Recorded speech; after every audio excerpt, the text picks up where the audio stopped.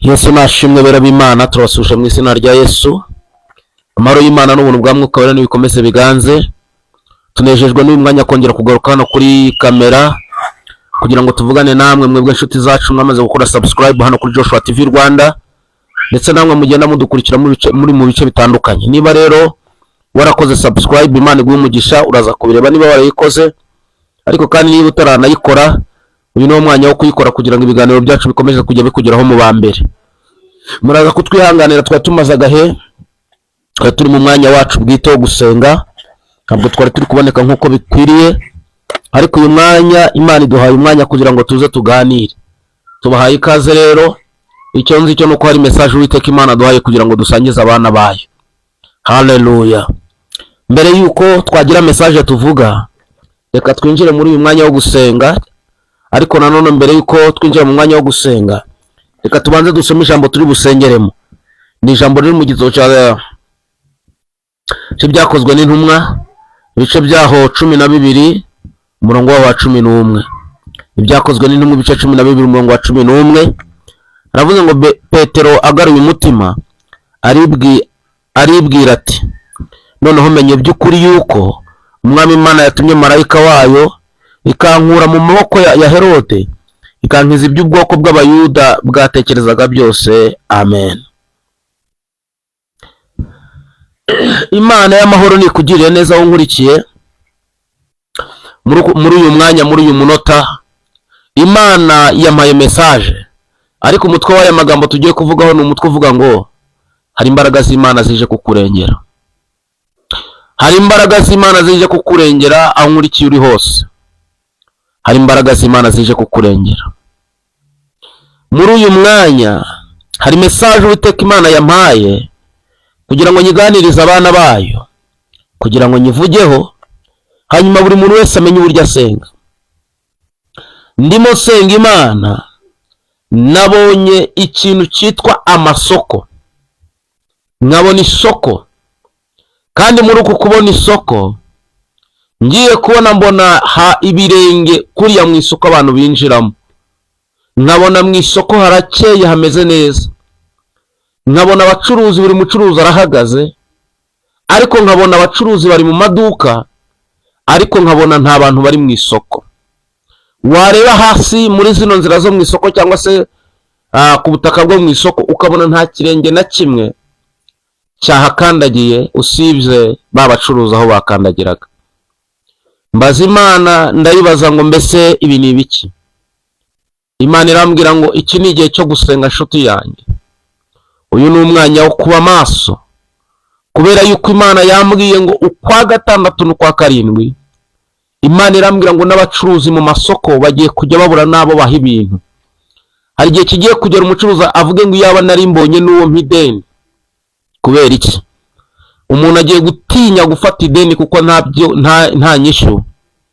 Umuntu atinye kujya mu isoko cyangwa se ananirwe kujya mu isoko kuko nta kintu afite cyo kujyamo.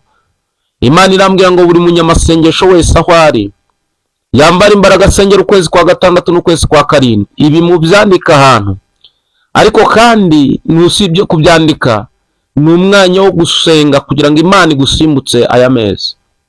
Nabonaga umuntu agera mu kwa karindwi agahimbaza Imana, akavuga ngo urakoze Mwami Imana ko ndengeje iyi mitego. Urakoze Uwiteka Imana ko hari aho umvanye, hari naho ungejeje. Nshuti yanjye wowe nkurikiye, ndakwifuriza kubona imbaraga z'Imana, ndakwifuriza gukora kw'Imana, ndakwifuriza icyubahiro cy'Imana, ndakwifuriza uburinzi bw'Imana. Nukuri ibintu bigiye kubaho kuri bamwe, Imana ibikurenze, uhagarare mu mubare wabo gushima, uhagarare mu mubare wabo kuvuga ngo twabonye Imana mu ruhande rwacu, uhagarare mu mubare wo kuvuga ngo twabonye Uwiteka Imana ivubira imvura abeza n'ababi. Uwiteka Imana guhagarareho, Imana ikurwanirire, kandi Imana ikubere ku rugamba mu izina rya Yesu Kristo. Ndakwifuriza kubona ihumure ry'Uwiteka, ndakwifuriza kubona ubwiza bw'Imana, ndakwifuriza kubona inzira z'Uwiteka mu izina rya Yesu Kristo. Ijambo ry'Imana riratubwiye ngo nuko umugabo witwa Petero ngo agaruye ubwenge, ngo aravuga ngo burya amenye neza ko Uwiteka Imana yohereje marayika wayo akaza kunkiza ibyo abayuda bibwiraga kungirira byose. Imana ikoherereze marayika ugukiza muri uku kwezi kwa gatandatu no kwa karindwi, kandi ntibibe muri iyi minsi gusa, ahubwo bibe by'iteka ryose mu izina rya Yesu. Ola tebole compra de chance ninisite pro devo. Ndagira ngo nkubwire ngo mubyeyi senga, mugabo senga, mumama, mukobwa, musore musenge, kuko dayimoni yashatse kugira ngo abone umubare mwinshi wabashaka kujyana ndetse n'abashaka kurimbukana nabo. Imana irambwira ngo mbwire buri muntu wese w'umunyamasengesho, utere guterwa ubwoba n'ibihe, utere guterwa ubwoba n'intambara, kuko Uwiteka Imana aje kubana nawe.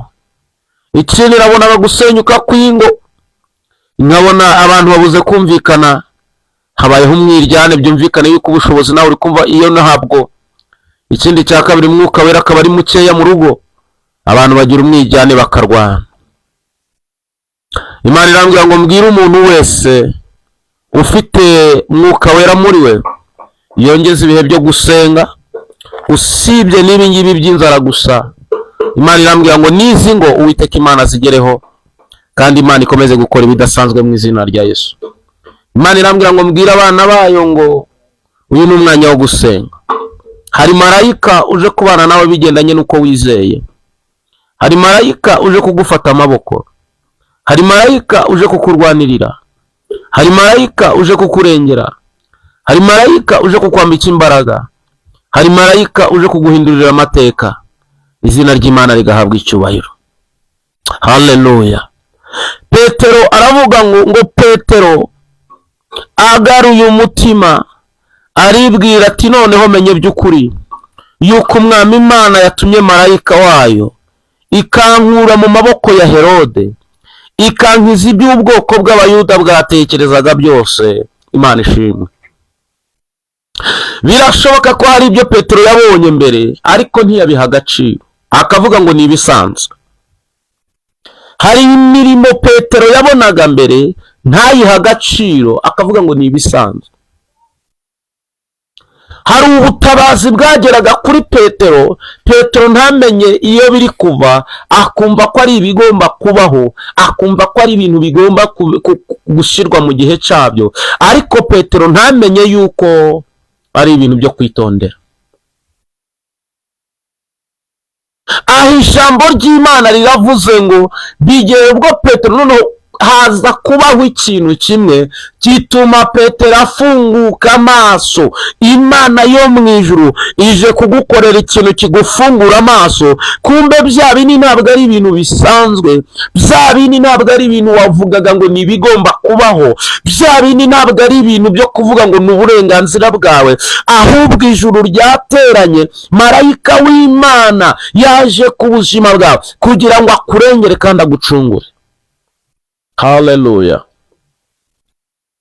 Si la bala kontari, je vais donner le sens. Ntabwo ari ibisanzwe. Oya. Nubwo Petero yabonaga ari ibisanzwe, ariko ntabwo ari ibisanzwe. Marayika w'Imana yaje aravuga ngo ntabwo ari ibisanzwe. Haleluya. Ntabwo ari ibisanzwe.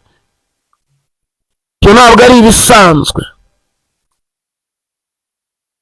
Marayika w'Imana yaje ngo agukize ibyo Abayuda batekerezaga gukora byose. Imana y'amahoro ishimwe, kandi Imana ihabwa icyubahiro. Ntabwo ubwo buzima bwawe ari ubusanzwe. Kuba wariye ntabwo ari ibisanzwe. Kuba uryama ukabyuka ntabwo ari ibisanzwe. Nuko hari ibintu Uwiteka Imana aba yatanze, hari ingabo nyinshi ziba zagiye kugira ngo ibyo bintu bikugereho. Murebe ni ukuri kw'Imana, babwiza ukuri.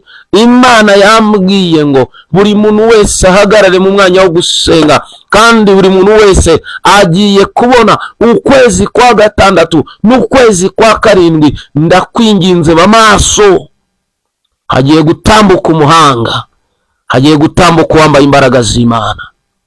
Nabonaga abantu baboroga kandi nta mwaka nta marira, nta mwuka bafite wo kuvuga. Kubera iki? Kubera inzara, kubera imibereho.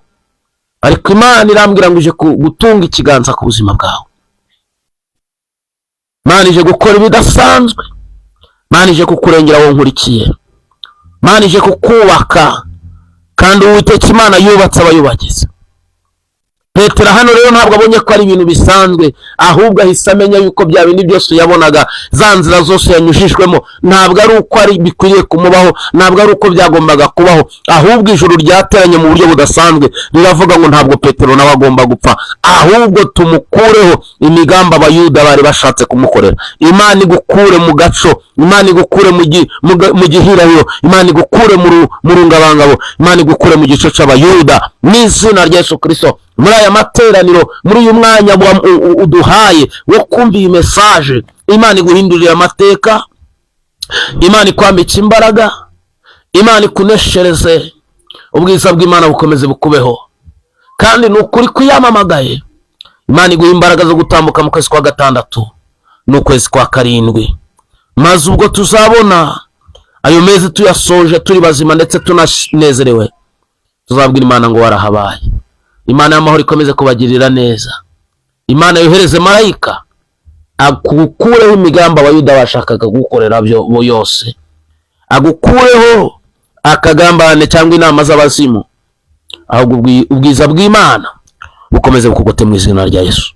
Mana, mu izina rya Yesu Kristo, turagushimye, turaguhimbaje, tugushimiye ibyo ukoze muri aka kanya, izina ryawe nirihabwe icyubahiro. Urakoze ko ari uvuga bikaba wategeka bigakomera. Urakoze kuri rurangiza rwa burundu, izina ryawe niryamamare. Girira neza uyu muntu udukurikiye, girira neza uyu mukobwa, girira neza uyu musore, reka imbaraga zawe zikomeze zitamurure. Mana, uturindire muri aya mezi abiri tugiye gucamo, ibihe bikomeye biyarimo. Mana, ubidukure, muduhe imbaraga zo kubigenda hejuru, maze ubwo tuzabona tuyasoje tuzagushime kandi tuguhimbaze. Ngaho rero komeza ukore kandi ukomeze kwitamurura. Umubyeyi, umumama, umupapa, umusore, inkumi, umwana muto, twese amaso tuyahanze wowe, kuko ari wowe uvuga bikabategeka bigakomera. Komeza tugirire neza muri byose, ni mu izina rya Yesu Kristo tubisenze, urakoze. Amen. Imana y'amahoro ibahe umugisha, imbaraga n'amavuta mu izina rya Yesu, kandi ubwiza bw'Imana bukomeze bukurasire, ni mu izina rya Yesu. Shalom, shalom.